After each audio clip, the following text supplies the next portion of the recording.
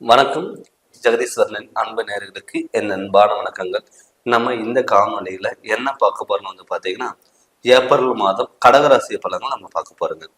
பொதுவாகவே ஒவ்வொரு மாதத்துல கிரக நிலையில் கோச்சாரப்படி என்னென்ன மாற்றங்கள் வருது, அதனால என்ன நடக்க போகுது அப்படின்னு சொல்லி நம்ம பார்த்துட்டு வரோங்க.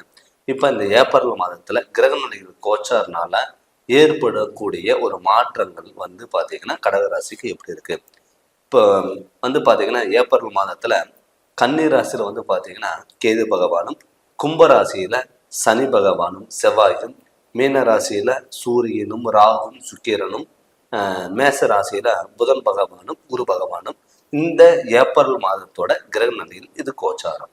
இப்ப இந்த கும்பராசியில் இருக்கிற செவ்வாய் பகவான் பார்த்தீங்கன்னா ஏப்ரல் மாதம் 10ஆம் தேதிக்கு மேல மீன ராசிக்கு வரப்போறாரு. ஆனா மேச ராசியில் இருக்கிற புதன் பகவான் பாத்தீங்கன்னா ஏப்ரல் 13ஆம் தேதிக்கு மேல மீன ராசிக்கு வக்கரம் அடைய போறாருங்க. இது இந்த இந்த மாதத்தோட கிரக நிலைகளோட பெயர்ச்சி. ஆனா இப்ப இந்த கிரக நிலையினால ஏற்படக்கூடிய ஒரு மாற்றங்களால கடக ராசிக்கு எப்படி இருக்க போது நம்ம பார்க்க போறோம். ஆல்ரெடி பாத்தீங்கன்னா கடகராசிக்கு ஒரு அஷ்டம சனிங்கிறது நடந்துட்டு இருக்குங்க.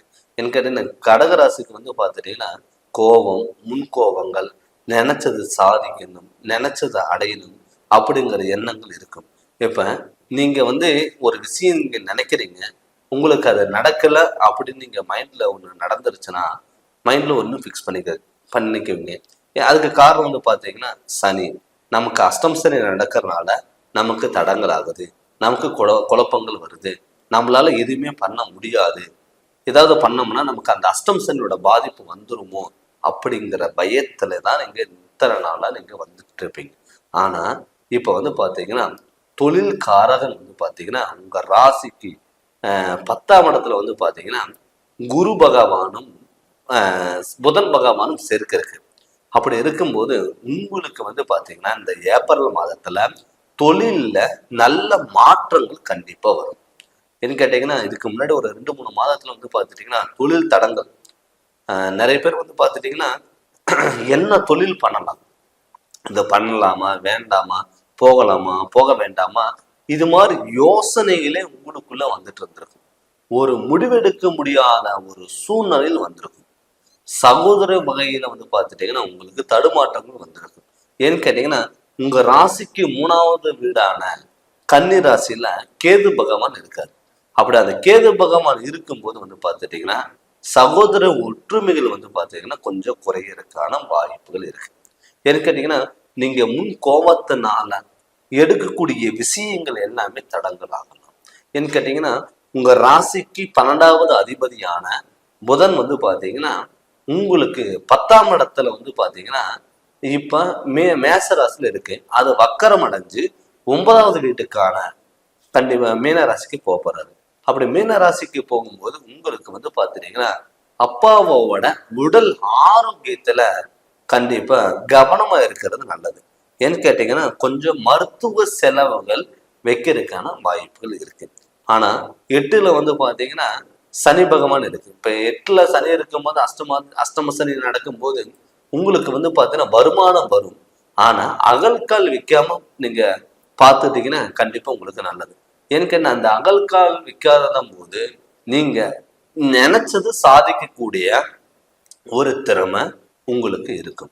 அது மட்டும் இல்லாம 2ஆம் இடத்துல வாக்குல சூரியன், அந்த வாக்குக்கு அதிபதி சூரியன் சிம்மராசியில இருக்கும்போது இந்த இதனோட சூரியனோட அதிபதி பாத்தீங்கன்னா மீன ராசியில சுக்கிரனோட உச்சம் பெற்ற கிரகத்தோட சூரியன் இருக்குங்க. அதோட ராகு இருக்கும்போது சொன்ன சொல்ல காப்பாற்றக்கூடிய ஒரு வாய்ப்புகள் இருக்கு. அதனால பாத்தீங்கன்னா ஒருத்தர்கிட்ட நீங்க ஒரு விஷயம் நான் இது மாதிரி இந்த டயத்துல நான் பண்ணி கொடுக்குறேன், இந்த டயத்துல நான் கொடுக்குறேன் அப்படின்னு நீங்க சொன்னீங்கன்னா அது சில டயத்துல தடங்கள் ஆகலாம். ஆனா சில டயத்துல கண்டிப்பா நீங்க சொன்ன டயத்தை விட அதுக்கு முன்னாடியே கொடுக்கக்கூடிய ஒரு சூழ்நிலையில் கண்டிப்பா உருவாகும். அது மட்டும் இல்லாம ஏதாவது வகையில விரயம் பண்ணுங்க.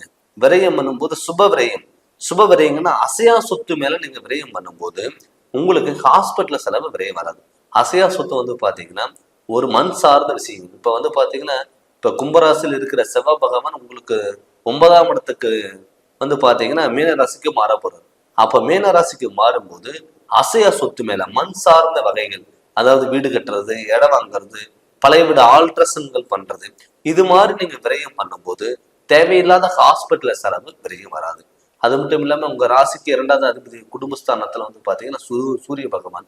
அப்படி சூரிய பகவான் வந்து பாத்தீங்கன்னா உங்க ராசிக்கு 9ஆம் இடத்துல இருக்காரு. அப்படி 9ஆம் இடத்துல இருக்கும்போது என்ன ஆகும்னா மாணவர்கள் வந்து பாத்துட்டீங்கன்னா கவனக்குறைவினால மதிப்பெண்கள் கம்மியாகிறதுக்கான வாய்ப்புகள் இருக்கு.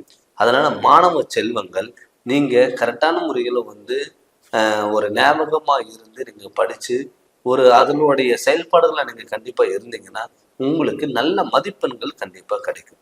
அது மட்டும் இல்லாம உறவு முறையினால வந்து பார்த்துட்டீங்கன்னா கருத்து வேறுபாடுகள் வந்திருக்கலாம். அது எல்லாமே சுமூகமான முறையில் வந்து பார்த்துட்டீங்கன்னா சரி செய்யறதுக்கான ஒரு வாய்ப்புகளா இந்த ஏப்ரல் மாதம் இருக்க போகுது. அது மட்டும் இல்லாம திருமண பேச்சு எடுத்தால் தடங்கள், குழப்பங்கள், தடுமாற்றங்கள், நம்மளால எந்த ஒரு விஷயம் நம்மளால பண்ண முடியாதா, எதுக்கு எடுத்தாலும் குழப்பங்கள் பண்ணுது அப்படின்னு நினைச்சவங்களுக்கு வந்து பாத்தீங்கன்னா கண்டிப்பா இந்த ஏப்ரல் மாதத்துல ஒரு முக்கிய முடிவுகள் எடுக்கக்கூடிய ஒரு வாய்ப்புகள் கண்டிப்பா இருக்க போகுது. எந்த ஒரு விஷயம் எடுத்தாலும் நம்மளால பண்ணவே முடியாது, ஒரு பயம் உங்களை சூழ்ந்திருக்கும். நம்ம ஏதாவது பண்ணி அது தேவையில்லாத பிரச்சனைகளை மாட்டிக்குவோமா அப்படிங்கிறது உங்களுக்குள்ள இருந்திருக்கலாம். அது எல்லாமே சரி செய்யக்கூடிய ஒரு மாதமா தான் இந்த மாதம் இருக்கும். அதே மாதிரி கணவன் மனைவிக்குள்ள கருத்து வேறுபாடுகள் இருந்தாலுமே கூட ஒரு அந்யோன்யங்கிறது கண்டிப்பா இருக்கும். பல பிரச்சனைகள் வந்தாலும் விலகி போறதுக்கான வாய்ப்புகள் கண்டிப்பா இந்த மாதத்துல இருக்கும்.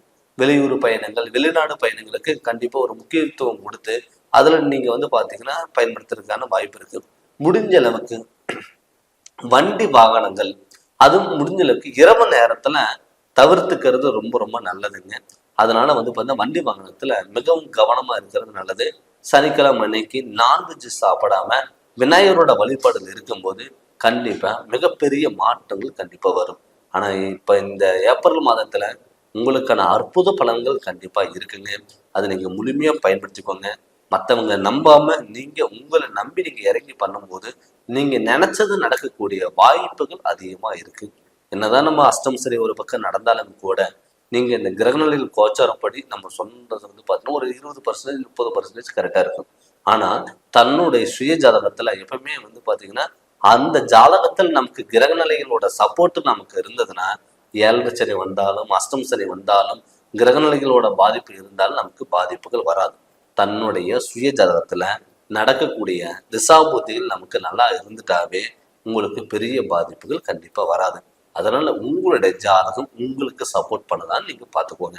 நீங்க ஜாதகம் பார்க்கணும்னு சொல்லி விருப்பப்பட்டீங்கன்னா கீழே வர வாட்ஸ்அப் நம்பருக்கு உங்களுடைய ஜாதகம் அனுப்பி விட்டுட்டு ஃபோன் பண்ணி கன்சல்ட் பண்ணுங்க.